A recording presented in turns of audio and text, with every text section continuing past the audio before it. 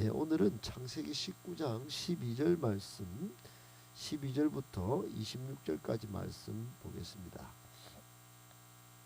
구약성경 23쪽 구약성경 23쪽 창세기 19장 12절부터 26절까지 말씀을 하나님이 오늘 우리에게 주시는 말씀으로 받겠습니다.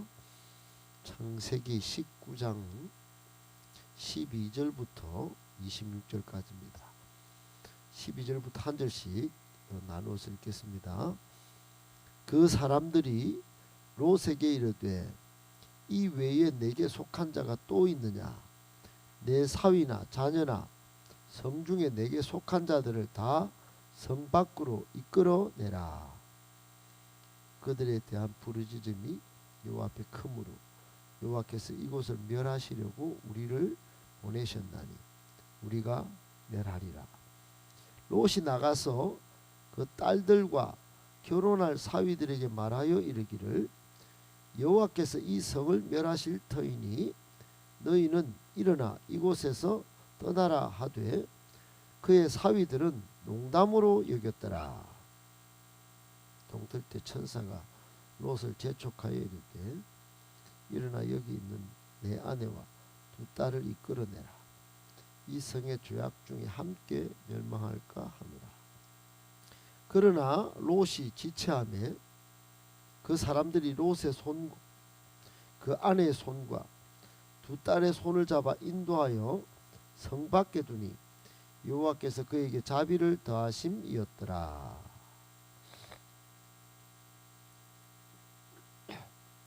도망하여 생명을 보존하라. 돌아보거나 들에 머물지 말고 산으로 도망하여 멸망함을 면하라. 롯이 그들에게 이르되 내 주여 그리 마옵소서.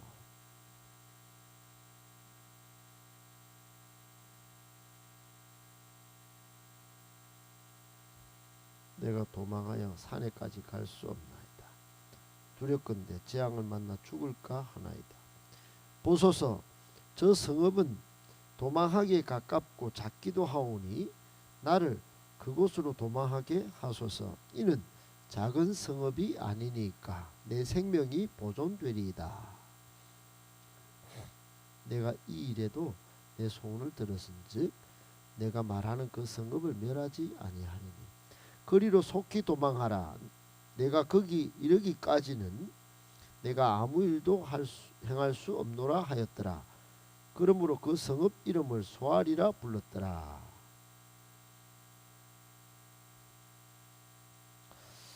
24절부터 같이 읽겠습니다. 여호와께서 하늘꽃 여호와께로부터 유황과 뿔을 소돔과 고모라에 비같이 내리사 그 성들과 온 들과 성에 거주하는 모든 백성과 땅에 난 것을 다 엎어 멸하셨더라. 롯의 아내는 뒤를 돌아보았으므로 소금 기둥이 되었더라. 아멘. 반갑습니다. 오늘 본문의 말씀 가지고 우리에게 주시는 교훈 세 가지를 받고 그 교훈을 붙잡고 기도하는 시간을 갖겠습니다. 첫 번째, 세상만 쫓으면 허무할 것입니다. 보물을 영원한 하늘나라에 쌓아야 합니다. 세상만 쫓으면 허무할 것입니다. 보물을 영원한 하늘나라에 쌓아야 합니다. 여러분 이 보물을 영원한 하늘나라에 쌓는다는 거 이것을 잘 보여주는 본문이 오늘 본문이기도 하지만 구약은 이러지만 더 실제적으로 보여주는 장면이 누가복음 12장에 예수님이 하신 말씀 가운데 있습니다. 거기 한 부자가 등장하는데 한 부자가 땅에 엄청 곡식을 많이 거뒀습니다. 수확을 엄청 해가지고 쌓아둘 창고가 부족해서 오히려 고민을 하고 있었습니다. 창고가 부족해서 고민했으니 얼마나 큰 수확을 거뒀겠습니까? 그래서 이 부자가 생각하기를 기존의 창고를 허물고 더 큰 창고를 건립할 계획을 이제 구상을 합니다. 그러면서 속으로 이렇게 말합니다. 아, 내가 모든 곡식을 또 모든 물건을 이제 새 창고에 거기에 쌓아두리라. 이렇게 마음을 먹고 작정을 합니다.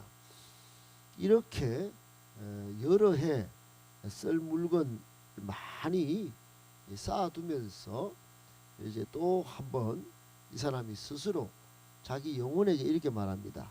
아, 이제 평안히 쉬고 마시고 즐거워하자. 이렇게 말합니다. 그러나 그때 하나님이 딱 말씀을 이렇게 하십니다.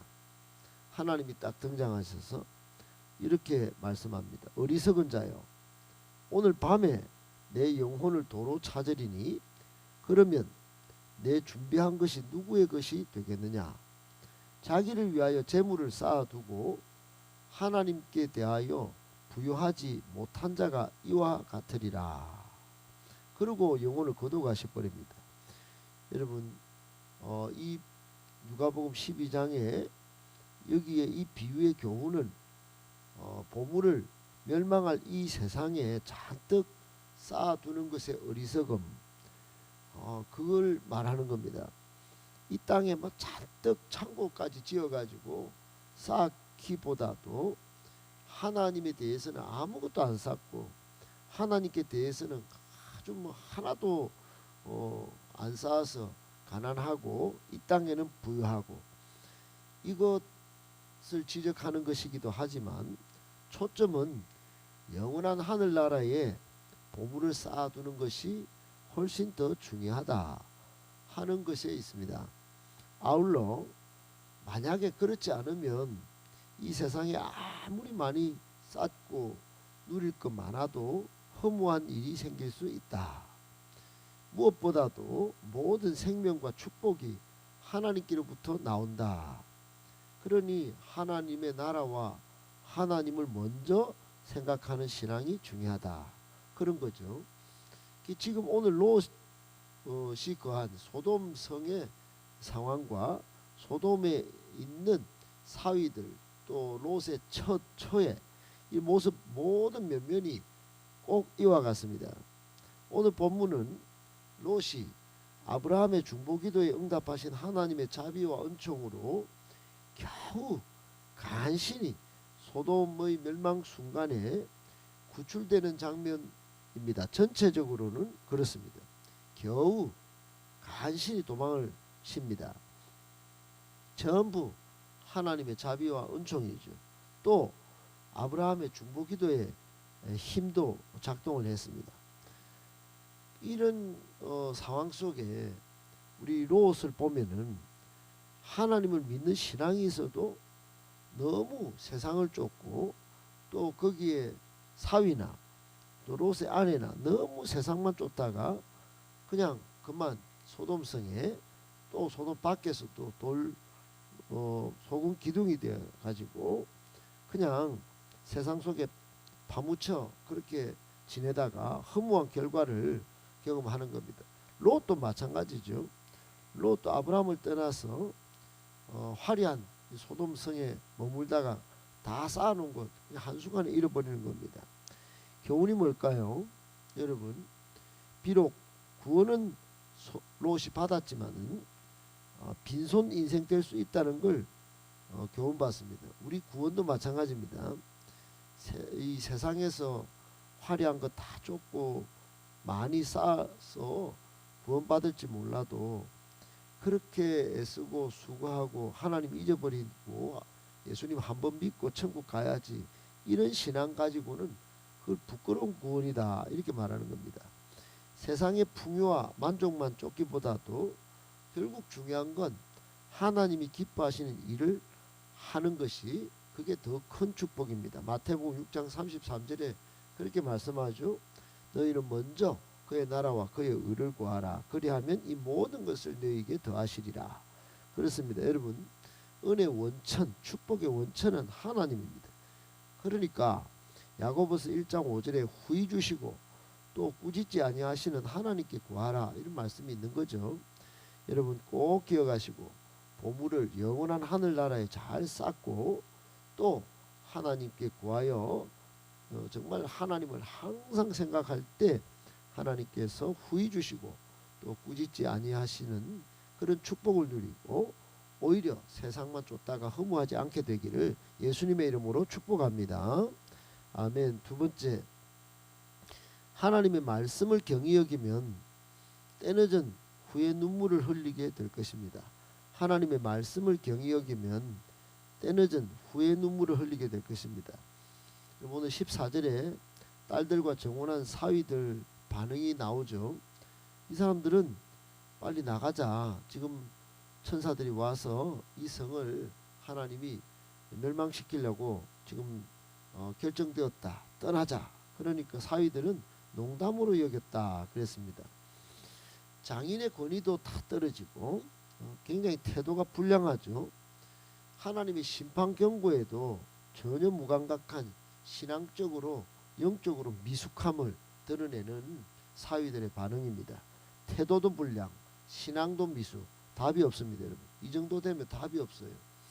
아무리 하나님이 일을 하셔도 태도가 불량한 사람, 거기에다가 신앙이 미숙하면 답이 없습니다. 답이. 노아 당시 사람들도 그랬죠. 베드로전서 3장 20절에 보면 노아 당시 사람들도 홍수 심판을 듣고도 두 가지 반응을 보입니다. 비웃고 조롱을 합니다. 비웃고 조롱을 해요. 비웃고 조롱하니까 답이 없습니다. 답이. 홍수 심판을 고스란히 받죠. 비슷합니다. 여러분, 이 롯의 사위들 이 행동들을 보면서 결국 어떻게 되죠? 결국 하나님의 유황불 심판을 받고 또 소돔 성과 같이 멸망하여 매몰돼 버립니다. 결국 26절에 롯의 아내도 그렇게 되죠. 결국 소금 기둥이 됩니다. 하나님의 말씀을 돌아보지 마라. 그런데 그 말씀을 경히 여기고 뭐 이제 때늦은 후에 눈물을 흘릴 겨를도 없이 소금 기둥이 된 겁니다. 여러분, 교훈이 뭘까요? 하나님의 말씀은 신실합니다. 반드시 성취됩니다.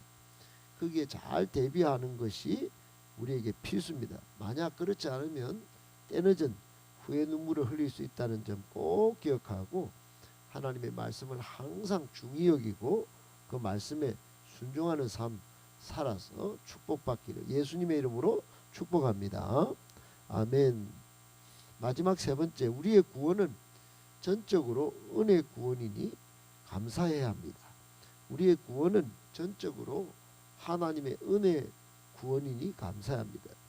여러분, 우리의 구원은 어떤 우리의 행위나 자랑이나 이런 것으로 우리의 선행 때문에 온 구원이 아닙니다.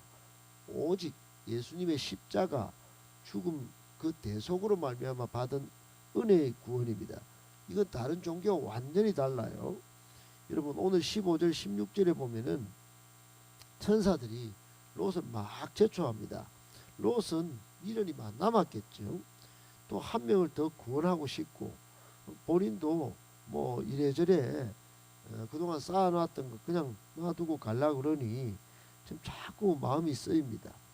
그러니까 자꾸 롯의 이제 롯을 이제 롯이 지체하니까 14절에 보면 롯이 지체하니까 롯을 막 동틀 때 천사가 막 재촉하고 그러니까 16절에 롯이 지체하니까 이 천사들이 막 롯의 손도 잡고 아내 손도 잡고 두 딸의 손도 잡아가지고 바깥으로 내놓는데 하나님이 자비를 더하심 때문이다 이렇게 말했습니다. 여러분, 하나님의 자비, 하나님의 은혜가 작동한 겁니다. 이후 소알 땅까지 작은 성까지 계속 롯이 아이고 우리 가다가 죽으면 어떻게 합니까? 걱정하고 염려하고 그러니까 결국 소알 성 들어갈 때까지 이 지금 소돔 성의 심판을 미루어 주십니다. 미뤄줘요. 생명을 보존하도록 끝까지 참아 주십니다. 여러분, 여기서 우리가 얻는 교훈이 뭘까요? 정말 롯이 구원받기까지 롯의 두 딸이 구원받기까지 얼마나 하나님이 참는지 모릅니다. 천사들이 한 게 아니에요. 천사들은 하나님의 명령 대행자죠.